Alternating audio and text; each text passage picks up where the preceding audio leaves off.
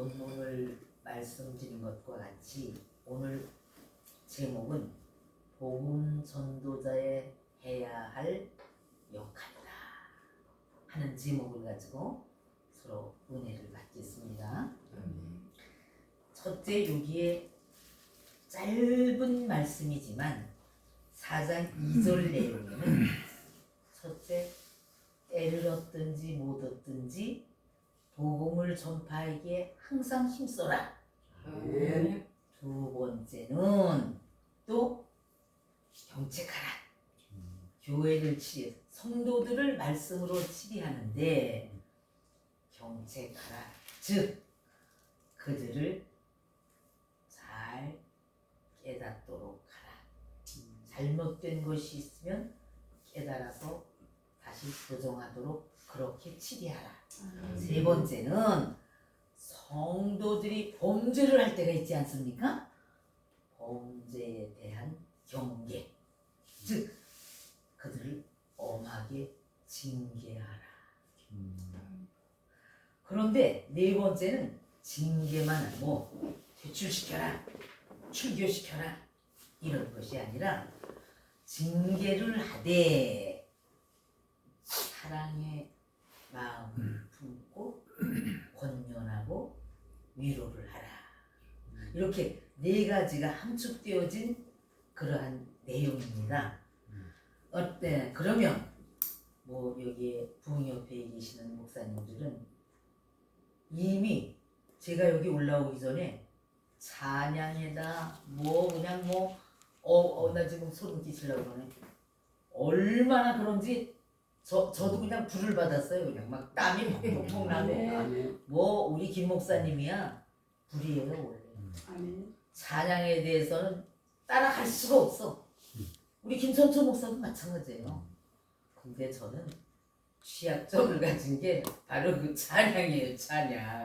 찬양을 제대로 잘 못하고 목소리도 좋지 않아요. 그렇지만 하나님이 이렇게 또 연약한 것을 써주시니까 감사해서 순종하는 마음을 가지고 오늘도 섰습니다. 첫째, 그럼 어떠한 자세로 우리가 주의 일을 해야 될까? 디도서 2장 15절에는 이렇게 돼 있어요. 너는 이것을 말하고 권면하며 모든 권위로 책망하며 누구에게든지 업신여김을 받지 말라. 말하자면 젊은 목사님이시니까 이제 디도가 젊은 목사님이니까 혹시라도 성도님들이 목사님들 업신여길 사람이 어디 있겠습니까? 그런데 존경받지 못하는 게 업신여김을 받는 것이잖아요. 존경받지 못할 때는 어떤 때인가 하면 말씀에 대한 권위가 안 설 때, 하나님의 말씀의 권위를 가지고 다스려야 되는데 참 진리를 가지고 다스리지 못할 때 업신여김을 받을 수 있으니까 그것을 조심하고 왜? 말씀을 연구해라. 우리 목사님들이 말씀 연구 없이는 단상에 설 수가 없죠. 두 번째, 마태복음 11장 29절 30절은 너무나 잘 아시잖아요. 나는 마음이 온유하고 겸손하니 나의 명을 메고 내게 배우라. 그러면 너희 마음이 쉼을 얻을 것이다. 그러면서 이는 내 멍에는 쉽고 내 짐은 가볍기 때문이다 라고 말씀을 하셔요. 그렇다면 여기서 마음이 온유하고 겸손하다, 호티 브라우스 에이미카이 아페이노스테 카르디아, 즉 어떤 마음에, 그 마음에는 겸손한 마음과 온유한 마음이 존재해야 되기 때문이다 라고 말씀을 하셔요. 예수님은 그런 분이시니까요. 그러니까 우리가 그러한 말씀을, 그분의 그러한 예수 그리스도를 따라 닮아야 될 자들이 저와 여러분이시죠. 여기에 보면 마음이 온유하다, 겸손하다, 제가 구약의 성경을 통해서 최고로 대표적인 모세를 들 수가 있지 않습니까? 모세가 사실 기질적으로는 마음이 온유한 사람입니까? 그렇지 못했죠. 혈기가 왕성하고 사람을 때리고 죽이고 어디로 도망갔어요? 미디안 광야로 도망을 했는데 거기가 바로 장인 제사장 이드로의 밑으로 이제 가게 되었습니다. 그러면 거기에서 첫째 민수기 12장 3절에 보면 이 사람 모세는 그 온유함이 모든 지면에 누구보다도 승하더라. 말하자면 최고더라. 온유함이. 저는 기질적으로도 온유한 사람이 못 돼요. 제가 아주 까칠한 이명자였어요. 지금도 보시기에 좀 그런 부분이 아마 있으실 거예요. 안 그러려고 애쓸 뿐이지 아까 김 목사님이 여러 가지로 너무 또 칭찬을 하시니까 제가 그렇지 못한 사람이라 몸둘 바를 몰라서 눈물이 조금 울컥했더랬어요. 사실은. 그나마도 이렇게 하나님이 쓰시는 것은 그동안에 여러분도 마찬가지지만 그거 깎아내시기 위해서 잘라내시기 위해서 얼마나 많은 고난과 얼마나 많은 역경과 그러한 터널을 지나서 여러분을 하나님께서 하나님의 사람으로 사역자로 쓰시고 계시지 않습니까? 저도 마찬가지고요. 그런데 여기에 보니까 이 사람 모세는 온유함이 히브리어는 아나부 온유하다, 겸손하다 같은 의미를 가지고 있어요. 그런데 그 온유함과 겸손함이 아나에서 아나와 동일한 의미예요.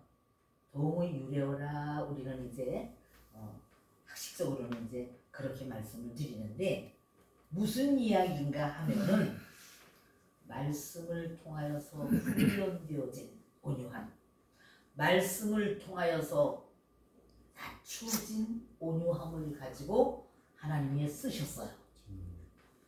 40년 동안 어디에서요? 이드로 밑에서, 제사장 이드로 밑에서 가서 양무리를 치는 자였어. 여러분은 양무리를 친다고 하니까 모세가 가서 양을 기르다가 목동 노릇을 하다가 40년을 하다가 하나님으로부터 부름받아서 애굽 바로 왕 앞에 서서 60만 대군을 인도해냈을까요? 양무리를 쳤다는 것은 구속사적인 의미에서 우리가 하나님의 양무리들이죠. 여러분들에게 맡겨주신 내 양이 아니라 하나님의 양들을 여러분들에게 또 맡기셨어요. 그래서 그 양무리를 치라고 하시는데 뭘로 쳐요? 하나님의 영과 생명의 말씀, 생명의 떡과 생명의 포도주 이것을 그들에게 나누어서 먹여주는 것이죠. 얼마나 많은 그 훈련된 모세였어요. 저와 여러분도 모세와 같은 그러한 훈련을 받았기 때문에 하나님께서 목회자로 세우시고 다시 말씀드리면 제사장으로 쓰시는 것이죠. 그렇지 않습니까? 자, 그러면 여기에서 여러분이나 저는 훈련된 말씀으로 훈련된 그러한 자세를 가지고 성도님들을 양육하고 권면하고 보살펴 드려야 되지 않겠습니까? 두 번째, 그렇게 되어졌을 때 우리들이 그러한 이제 하나님이 자격을 주셔서 그렇게 훈련되어져서 그러한 낮춤을 받고 낮춤을 받아서 하나님 앞에 순종하는 종으로 세워졌을 때에 함께 누리는 삶의 기준은 두 가지가 있습니다. 하나는 나 자신만을 위해서 누린다고 그러죠. 세상 사람들이 누리는 삶이 있고, 하나님의 나라를 위해서 누리는 삶이 있어요. 근데 나 자신을 위해서 누리는 삶은 아파트, 평수 넓히기, 그렇죠? 그리고 또 지방 어디에 땅이 있대더라. 부동산 늘리기, 통장 늘리기.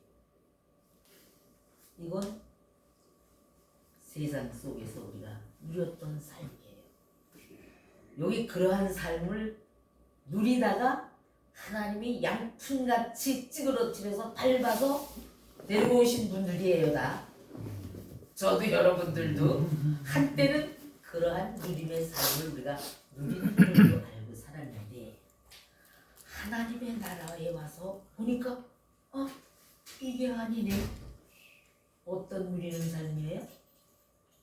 돌보는 거예요. 이웃을 돌보죠. 하나님의 가족들을 또 돌보고 위로하고 위해줘야 되겠죠.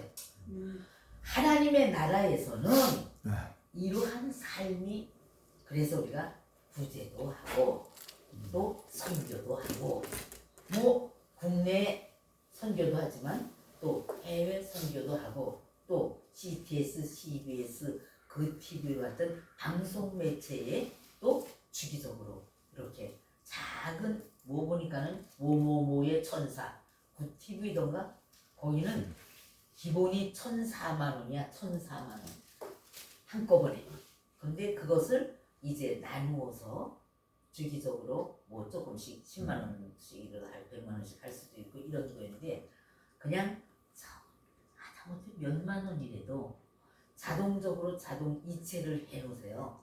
저는 그렇게 한 3군데를 방송 매체에다 3군데를 한 10년이 넘은 데도 있어요. CBS부터 시작이 돼가지고 시작된 게 그렇게 양심상 그런 것을 할 수 있게끔 하나님이 또 그런 마음도 주시고 환경도 열어주셔서 그런 일을 하고 있습니다.